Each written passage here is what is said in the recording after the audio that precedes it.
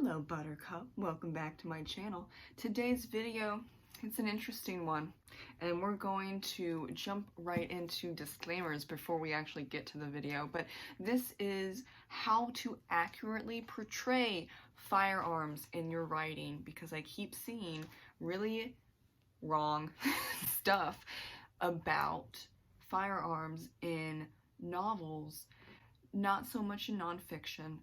Sometimes in nonfiction, okay, but this is specifically about novels, and I think that if you're going to get everything else accurate in your novel, then you should get the firearms accurate as well. Disclaimer is, this isn't a political leaning video. All this information is from my husband and other family members that are in the military, so I'm not pulling it out of my butt. This is just the facts of firearms and how you can use this information in your novel, so people aren't going to laugh at you because you don't know what's what type of thing, because I'm kind of laughing sometimes when I read these books. This is just writing about the facts of firearms so you can have an accurate portrayal of real life, and then to portray firearms and just weapons overall accurately so your book is as realistic as possible. So let's dive in. For the first point, remember the rules of firearm safety. Always keep the gun pointed in a safe direction until you're ready to shoot. Always keep your finger off the trigger until you're ready to shoot. Treat all guns as if they are loaded. Be sure of your target and what lies beyond it. Never let the muzzle point at anything you're not willing to destroy. Those are very important. This is what you are going to be taught over and over and over again when there is anything regarding firearms, especially in the military, but also if you're on a shooting range, anywhere that you are using or around weapons, those safety rules are going to be talked about. You need to memorize them, and they're going to be enforced. And, adding into those safety rules, there's no accidental discharge of a firearm. You're going to be breaking most, if not all, of those safety rules. Really, really important. When you see on TV shows or in movies where you have the gun and the person this is their finger pointing off the trigger, it's not like this, it is like this. Then when your character, for example, going through tunnels trying to find an ogre, I'm just making stuff up, but going through tunnels trying to find the ogre who just killed a bunch of people on a rampage, we have the gun, your finger is off the trigger, you are not pointing it at anyone, do not do that, and you know what lies beyond it. You are ready to put your finger on the trigger and fire, but it is only at that ogre who went on a rampage and killed a bunch of people. You're not firing at anyone, at anything else, because that is not your target. You know what lies beyond that ogre, because if there are innocent people beyond that ogre for whatever reason, you're not shooting and you're not putting that finger on the trigger. This is what's really important. Do not put your finger on the trigger. Your character needs to know that if they are handling a firearm. Very important.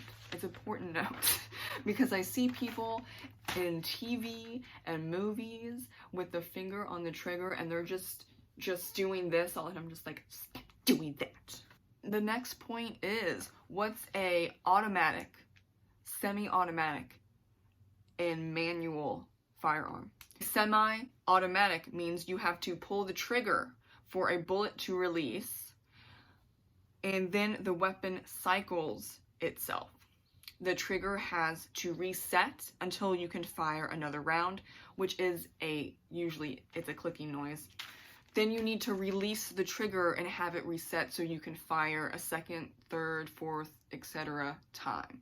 An automatic weapon is when you hold down the trigger, and only when you release the trigger or you run out of bullets will the gun stop shooting.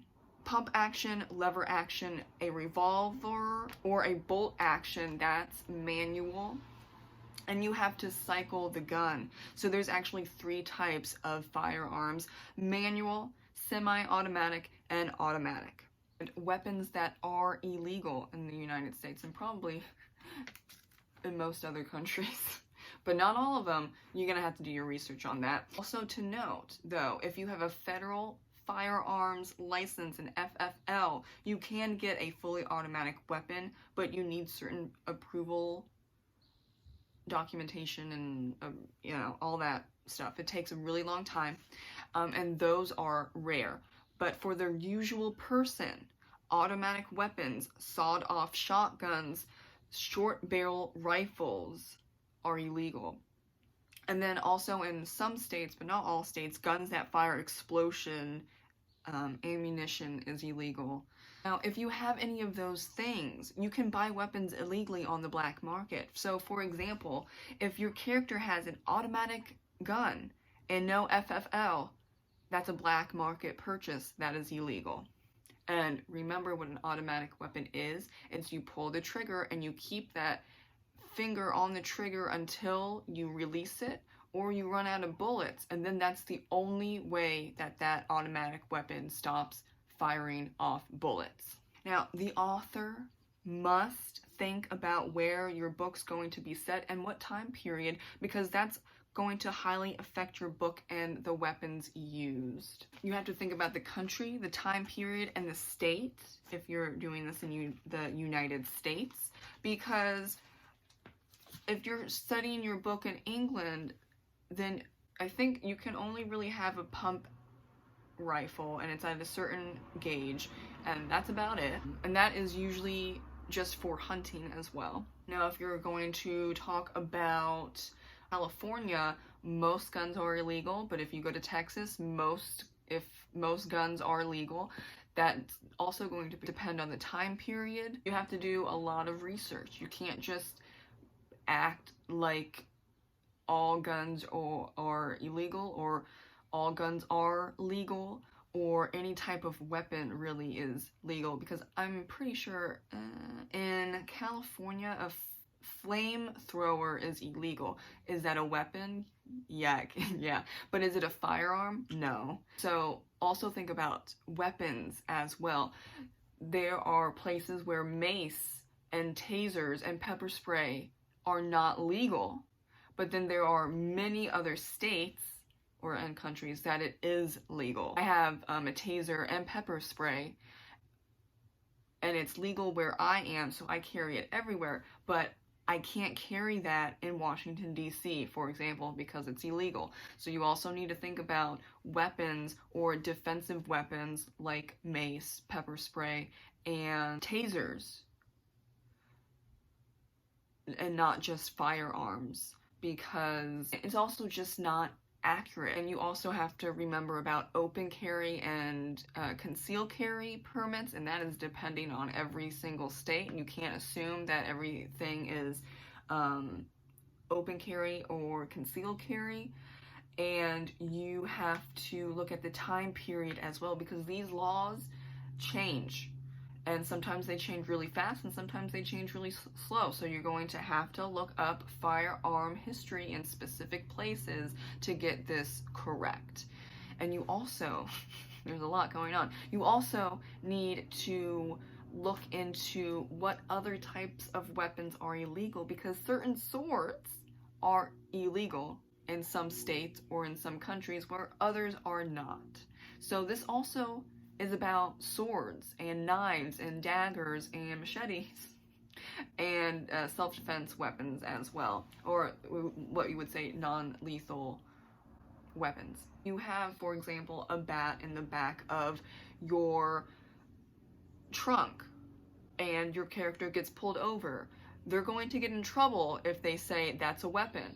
But when you say it's a baseball bat because I play baseball, and it's a baseball bat because you play baseball. If you have just a pocket knife in your back seat, I don't know why you would have it in your back seat, but let's say you have it in your back seat, and your character says, oh, it's a weapon to protect myself. Well, now you have just indicated that there is a weapon in your car, and now it falls under certain laws and regulations. If you say it's a tool to open boxes, it's now a tool to open boxes. And that's what I use my knife for. But when you say it's a weapon, well, now the law is different. And there's also wording at play with United States law, also depending on the state. You can even have a bag full of rocks or marbles, and if you say, oh, that's a weapon, then they're going to treat that bag of rocks or marbles as a weapon. Or you say, I collect marbles, or I like to collect rocks. That's different because you're now collecting items and you just have it in a bag. Versus, I have a bag full of rocks and marbles that I can use to slam upside someone's head. That is a weapon. So wording is also important, not just for firearms, but for all weapons and items that could be seen as weapons. Thank you so much for watching my video on how to accurately portray firearms and other weapons in your writing. We love to keep it accurate. We love to keep it realistic, because if something's not accurate or realistic, it takes the realism out of your novels. Even if there's mermaids and ogres and fairies and lots of magic, we want to keep it as logical as possible, so it is believable to the reader. Thank you so much and have a great rest of your day. I'll see you next time in another video. Bye-bye.